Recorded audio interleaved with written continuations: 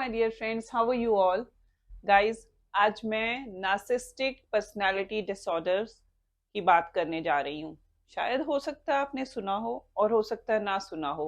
ये एक तरह का डिसऑर्डर होता है और जिन लोगों को ये डिसऑर्डर होता है वो अपने आप को बहुत ही महान समझते हैं, बहुत ही समझते हैं कि उनसे अच्छा शायद कोई है ही नहीं इस पूरी दुनिया में। और एक उनमें ओवर कॉन्फिडेंस बहुत ज्यादा होता है जिसका कोई बेस भी नहीं होता और होता जाता है, उसको बढ़ता जाता है और वो अपने आगे किसी को कुछ समझते नहीं है। अपनी सेल्फ इम्पोर्टेंस उनके लिए फर्स्ट प्रायोरिटी होती है, उसके अलावा कुछ भी नहीं। तो आइए समझते हैं नार्सिसिस्टिक पर्सनालिटी डिसऑर्डर क्या होता है। दोस्तों, ये एक ग्रीक की माइथोलॉजिकल स्टोरी से है। वहाँ एक लड़का था जिसका नाम नार्सिस था और उसे एक लड़की उससे प्यार करने लग गई और पसंद करने लग गई और उसने उस लड़की को तो ना कर दिया, लेकिन वो अपने ही प्यार में डूब गया। कहते हैं ना, किसी और से तो प्यार करना किया जा सकता है, सुना है कि दूसरों से प्यार करते हैं उसके प्यार में डूब जाते हैं, मर भी जाते हैं, लेकिन ये लड़का खुद से ही प्यार करने लग गया। रोज तालाब के आगे जाता था और अपना रिफ्लेक्शन देखता था, मिरर के आगे अपना रिफ्लेक्शन देखा करता था और कहता था, हाय मैं कितना सुंदर, मेरे जैसा कोई नहीं, मैं बहुत महान, इस तरीके से। और वो अपने ही प्यार में इतना ज्यादा डूब गया कि वो एक फूल बन गया, यानी कि पागल हो गया और एक तरह से मर गया। ये एक ग्रीक माइथोलॉजी की स्टोरी है। कितना सच है इसमें कितना नहीं मैं नहीं जानती, बट ये एक स्टोरी, और उसी लड़के का नाम, उसी से ये नार्सिसिस्टिक पर्सनालिटी डिसऑर्डर बना, जिसमें लोगों में ये पाया जाता है कि वो अपने से ऊपर किसी और को समझते नहीं हैं। उन लोगों में ये पाया जाता है और ये एक तरह से 9 क्राइटेरिया होते हैं दोस्तों, लेकिन किसी इंसान में 5 भी पाए जाएं तो इसका मतलब उसे ये डायग्नोज है और उसे ट्रीटमेंट की जरूरत है। लेकिन 18 साल के बाद ये डायग्नोज आप किसी भी इंसान में, किसी भी व्यक्ति में डायग्नोज कर सकते हैं।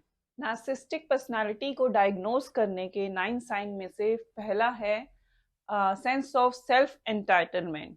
दोस्तों, ये उस तरीके के लोग होते हैं जो चाहते हैं कि सामने वाला उनसे वैसा ही व्यवहार करे जैसा कि वो चाहते हैं और बिना उनके बताए। अगर वो नहीं करते, उस तरीके का ट्रीटमेंट उनको नहीं देते, तो उनके लिए वो लोग किसी मैटर के नहीं है, कोई मैटर नहीं करते, वो उनसे साइड हो जाते हैं उनको, क्योंकि अपने आप को ऊपर दिखाना है इसलिए वो खुद ही उस चीज से हट जाते हैं, या फिर उनको लोग ऐसे चाहिए आसपास, वो चाहते हैं कि जैसा हम चाहते हैं उसी तरीके की बात करें। सेकंड है need for excessive admiration and praise. दोस्तों, ये इस तरीके के लोग होते हैं, इसमें वो सोचते हैं कि हमसे महान कोई है नहीं, जो भी है इंसान वो हमें प्रेज करे, हमारे जैसा हम चाहते हैं वैसा ही हमें कहे और हमें हमेशा सुपीरियर माने, सबसे ऊपर सबसे महान माने। और आप मानेंगे दोस्तों, ऐसे लोगों के जो रिश्ते भी होते हैं ना, वो खुद ही बनाए हुए होते हैं। वो ऐसे ही लोगों से रिश्ते बनाते हैं जो उन्हें महान समझते हैं या सुपीरियर कहते हैं, और उनको मजबूर करते हैं एक तरह से कि इस तरीके से ही उनके साथ उनको समझा जाए, महान समझा जाए उनको। थर्ड है लैक ऑफ एम्पथी। दोस्तों, इन लोगों में एम्पथी भी कम होती है, किसी की दुख दर्द, किसी की तकलीफ को ये नहीं समझते, किसी की कोई केयर भी नहीं रहती इनके मन में। हमेशा अपने आप को सुपीरियर, आप ही सोचिए दोस्तों, जो हमेशा अपने आप को सुपीरियर समझने वाला इंसान किसी और की परवाह कैसे करेगा? उसके मन में किसी और के लिए एम्पथी कहाँ से होगी? ना सिंपथी होती है और ना ही एम्पथी, क्योंकि सोचते नहीं कि सामने वाला भी हर्ट हो सकता है, बस वो ये सोचते हैं कि हम किस तरीके से अपने आप को सुपीरियर बनाएं, अपने आप को महान बनाएं, जहां हमारी सेल्फ इम्पोर्टेंस हो, जहां हम ही हम हो। दोस्तों, नेक्स्ट ये है live in a fantasy world.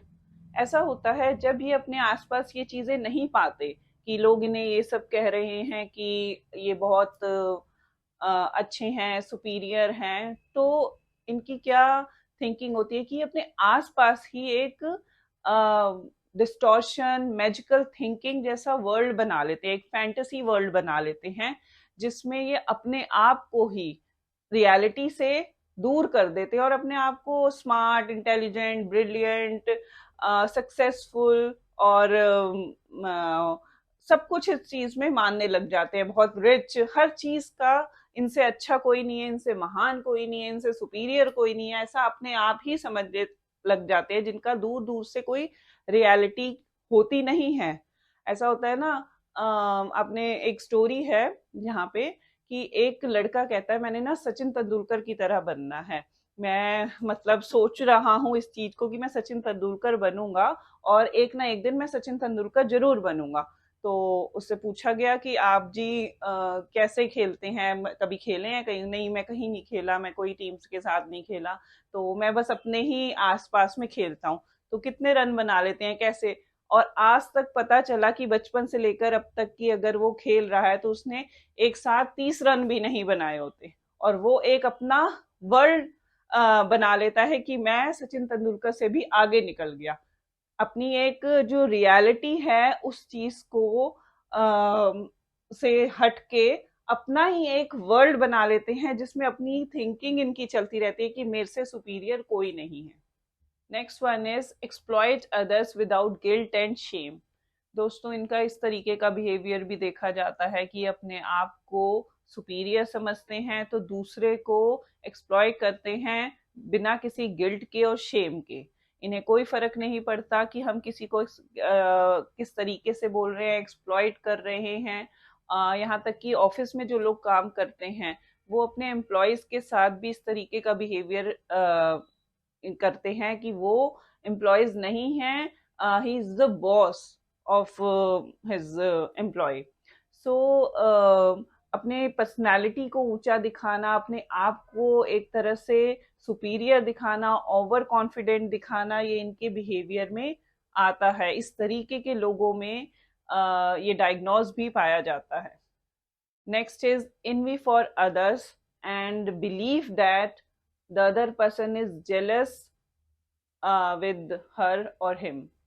You know guys, इनमें एक बिहेवियर ये भी देखा जाता है ऐसे तरीके के डिसऑर्डर में कि जिन लोगों में एनपीडी होता है वो लोग हमेशा दूसरों से जेलसी रखते हैं, और कहीं ना कहीं उनको ये भी लगता है कि सामने वाला मेरे से जेलसी करता है, मेरी किसी भी चीज से जेलसी करता है, चाहे मैं स्मार्ट हूं या ना स्मार्ट, नहीं स्मार्ट हूं, लेकिन फिर भी वो मेरे से जेलसी कर रहा है क्योंकि मैं तो बहुत हैंडसम हूँ, मैं तो बहुत सुपीरियर हूँ, मैं बहुत इंटेलिजेंट हूँ। चाहे इंटेलिजेंट है या नहीं, सामने वाला बहुत इंटेलिजेंट है, लेकिन फिर भी उन्हें लगता है उनके आसपास के लोग उनसे जेलसी कर रहे हैं, वो उनको नीचा दिखाना चाहते हैं, और उनको अच्छा नहीं लगता कि ये इतना हैंडसम कैसे है, ये इतना इंटेलिजेंट कैसे है, स्मार्ट कैसे है, ब्रिलियंट कैसे है। Next is grandiose sense of self importance.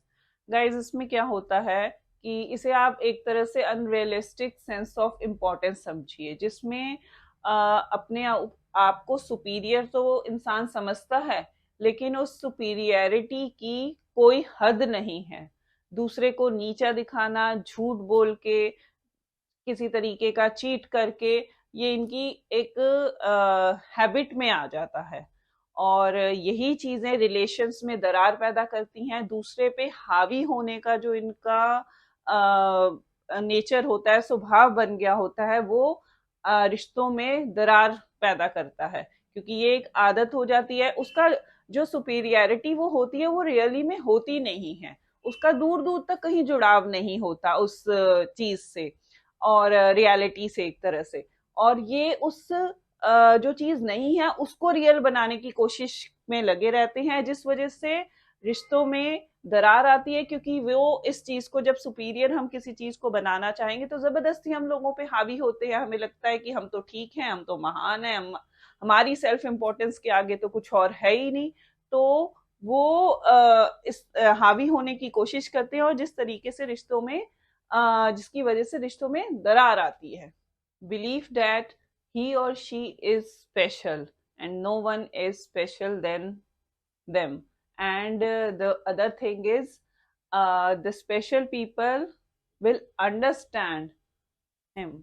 इनको एक तरह का विश्वास होता है, ऐसा बिलीफ होता है, एक तरह से मैं तो ये कहूंगी झूठा बिलीफ, कि कोई स्पेशल पर्सन ही है जो इन्हें समझ सकता है, और वो इंसान भी स्पेशल ही होगा, लेकिन फिर भी उसे भी वो स्पेशल नहीं समझ पाते, क्योंकि वो अपने आप को ज्यादा स्पेशल समझते हैं। वो यही समझते हैं मैं स्पेशल हूँ, इसलिए कोई जो जिसका सेंस ऑफ ह्यूमर अच्छा है, जिसमें नॉलेज है, जिसमें समझ है, वही इनको समझ सकता है, वही इन्हें स्पेशल समझ सकता है, क्योंकि ये स्पेशल हैं इसलिए, सुपीरियर है इसलिए। The last one is demonstrate of haughty and arrogant behaviour और एटीट्यूड।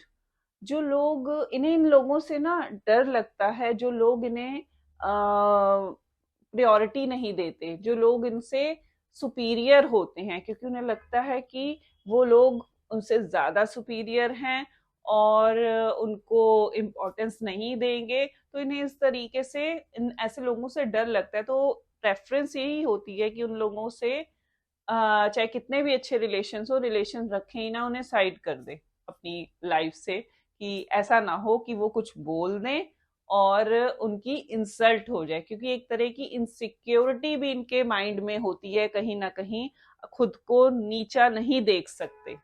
दोस्तों, नार्सिसिस्टिक पर्सनालिटी डिसऑर्डर डायग्नोज होता है जिन लोगों को, उनकी एक क्वालिटी भी होती है, ये अपने आप को सुपीरियर बनाने के लिए पहले दूसरों से बहुत अच्छा बिहेव करते हैं, उनके सामने बहुत अच्छा बनते हैं, क्योंकि जब आप किसी से अच्छा बिहेव करते हैं तो सामने वाला क्या कहता है, ये इंसान तो बहुत अच्छा है, तो वो दिखावा उनको करने की उनको आदत होती है।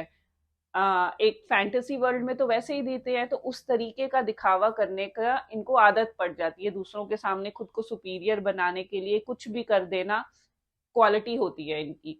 तो अगर हम इस चीज के अंदर आ रहे हैं, अगर आपके सामने आसपास कोई इस तरीके का इंसान है और आपको लग रहा है कि ये अपने आप को हमेशा अपनी ही बात मनवाना चाहता है, अपने आप को सुपीरियर कहता है, अपने बैठ के यहाँ अपनी बड़ी बड़ी डींगे हाँकते हैं, तो उन लोगों से बचिए। उन लोगों का साथ देने का मतलब ये है कि आप उनकी ईगो को बढ़ा रहे हैं, ना कि उनके जो वो चाहते हैं उस चीज को पूरा कर रहे हैं, क्योंकि ऐसे लोगों की जब चीजें पूरी हो जाती हैं, जब फुलफिलमेंट हो जाती है उनकी, जो वो चाहते हैं वैसा हो जाता है, तो उस चीज से उनकी ईगो बढ़ती है और वो और नुकसान देना शुरू कर देते हैं खुद को।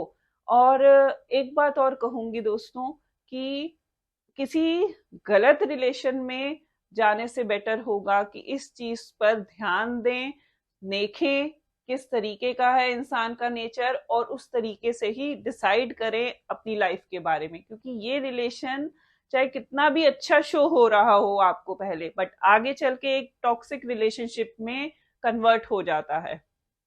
Thank you friends. अगर आप ये वीडियो पसंद आई है तो प्लीज शेयर करें, ताकि ज्यादा से ज्यादा लोग जान पाए इस डायग्नोस के बारे में।